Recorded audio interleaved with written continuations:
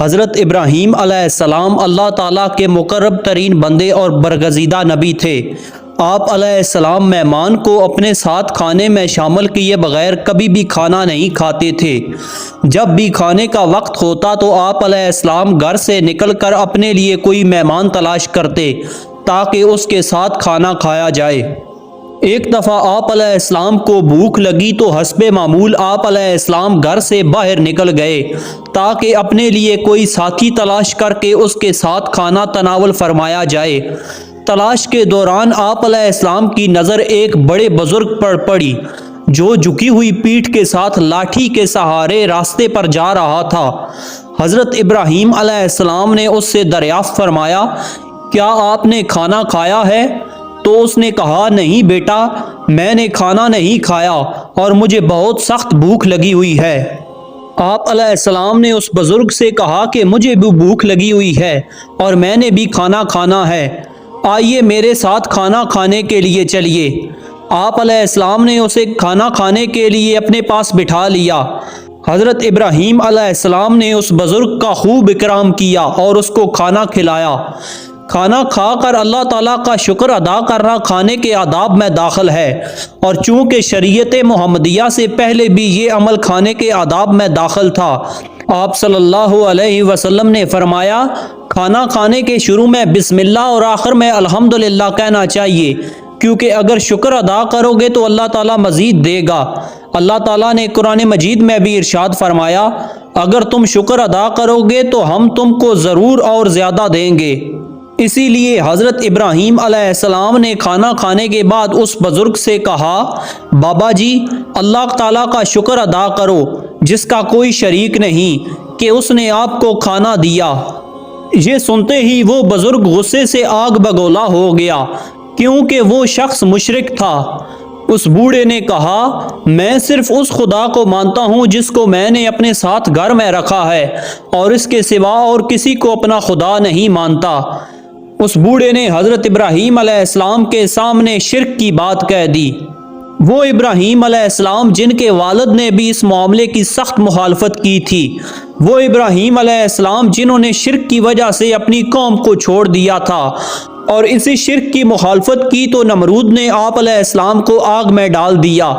جب اس بوڑھے نے شرک کی بات کی تو آپ علیہ السلام کو غصہ آ گیا اور آپ علیہ السلام نے فرمایا، اچھا تو تم ایک اللہ کو نہیں مانتے، تم اس کے ساتھ شریک ٹھہراتے ہو۔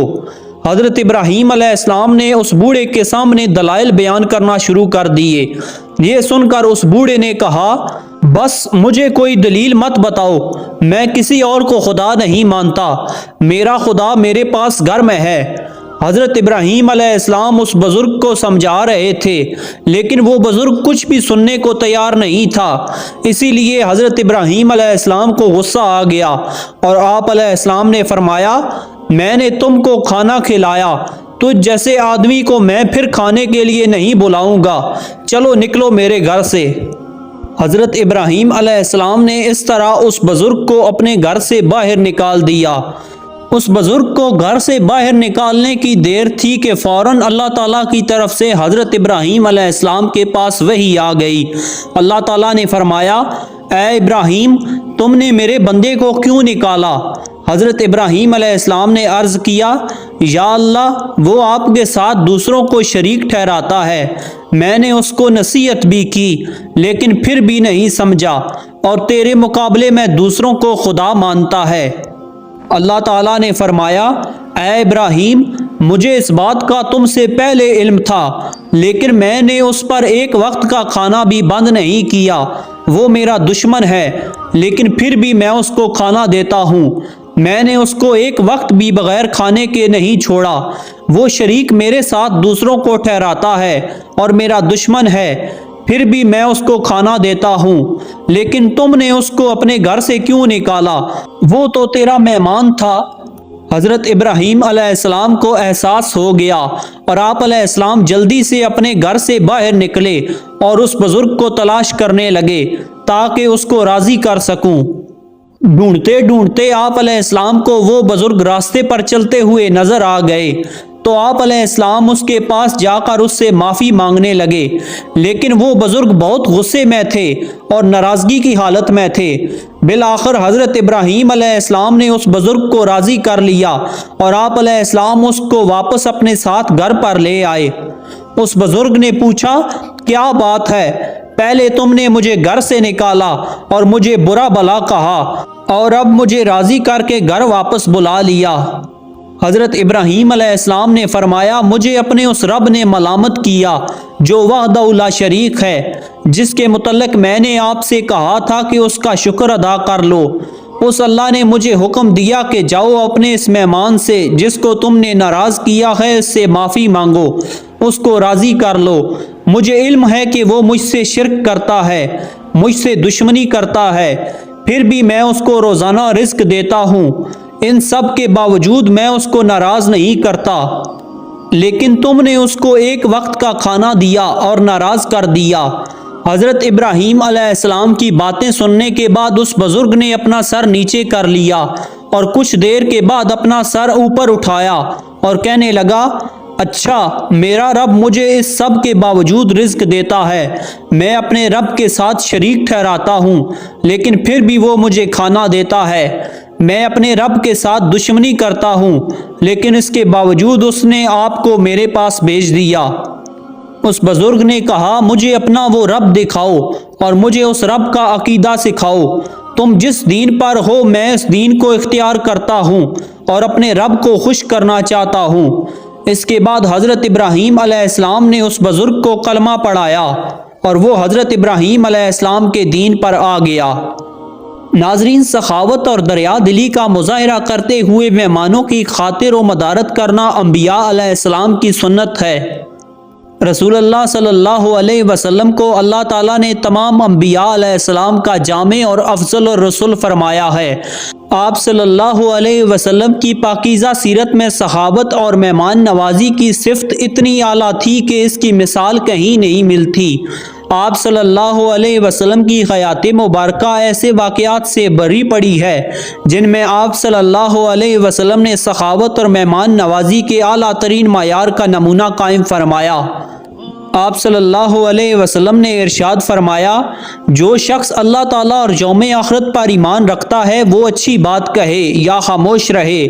جو شخص اللہ اور یوم آخرت پر ایمان لاتا ہے تو وہ اپنے پڑوسی کی عزت کرے، اور جو شخص اللہ اور یوم آخرت پر ایمان لاتا ہے تو وہ اپنے مہمان کا اکرام کرے۔ جب بھی آپ صلی اللہ علیہ وسلم کے گھر میں کوئی مہمان آتا تو جو بھی بہتر سے بہتر کھانا میسر ہوتا آپ علیہ السلام مہمان کی خدمت میں پیش فرماتے۔ بعض اوقات کھانے کے دوران اگر کوئی آ جاتا تو اسے بے تکلفی سے اپنے ساتھ شامل فرما لیتے۔ صحابہ کرام میں جو بھی انتظامی ڈیوٹیاں تقسیم ہوتی ان میں سے آپ صلی اللہ علیہ وسلم اپنے ذمے بھی کچھ نہ کچھ ذمہ داری لیتے۔ جب کافی تعداد میں مہمان آ جایا کرتے تو آپ صلی اللہ علیہ وسلم صحابہ کرام میں مہمانوں کو تقسیم فرما دیتے اور اپنے ساتھ مہمانوں کو گھر لے آیا کرتے۔ ابتدائی زمانہ غربت کا تھا۔ آپ صلی اللہ علیہ وسلم کو صحابہ کرام کی فاقہ کشی کا علم تھا، اسی لیے جب بھی کھانے کے ظاہری اسباب میسر آتے چاہے وہ تھوڑے سے ہی ہوں، آپ صلی اللہ علیہ وسلم اس یقین کے ساتھ کہ اللہ تعالیٰ میری دعا سے برکت ڈالے گا صحابہ کرام کو بلوا لیتے اور ان لوگوں کو بھی بلوا لیتے جو بھوکے وہاں موجود ہوتے تھے تاکہ ان کی بھی مہمان نوازی ہو جائے۔ بعض اوقات آپ صلی اللہ علیہ وسلم نے اپنے ہاں مہمان ٹھہرائے اور ان کے لیے مستقل خوراک کا انتظام فرمایا۔ بعد میں جب وفود کی آمد کا سلسلہ شروع ہوا تو آپ صلی اللہ علیہ وسلم ان کی بھی مہمان نوازی کا انتظام فرماتے۔ ہر موقع پر آپ صلی اللہ علیہ وسلم اس تلاش میں رہتے کہ کسی طرح مہمان کی خدمت کا موقع ہاتھ آئے۔ ایک دفعہ ایک صحابی آپ صلی اللہ علیہ وسلم کے پاس آئے اور پوچھا، یا رسول اللہ، اگر کسی کے پاس میرا گزر ہو اور وہ میری ضیافت اور مہمان نوازی کا حق ادا نہ کرے اور پھر کچھ دنوں کے بعد اس کا گزر میرے پاس ہو تو کیا میں اس کی مہمانی کا حق ادا کروں یا اس کی بے مروتی اور بے روحی کا بدلہ اسے چکاؤں؟ نبی کریم صلی اللہ علیہ وسلم نے فرمایا، نہیں، بلکہ تم ہر حال میں اس کی مہمانی کا حق ادا کرو۔ اس حدیث پاک سے معلوم ہوتا ہے کہ ہر حال میں سخاوت اور دریا دلی کا مظاہرہ کرتے ہوئے مہمان کا خیال رکھا جائے۔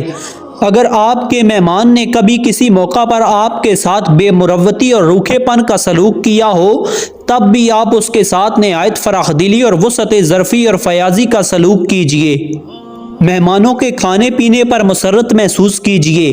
مہمان زحمت نہیں بلکہ رحمت اور خیر و برکت کا ذریعہ ہوتا ہے، اور اللہ تعالیٰ جسے آپ کے یہاں بھیجتا ہے اس کا رزق بھی آپ کے پاس اتار دیتا ہے۔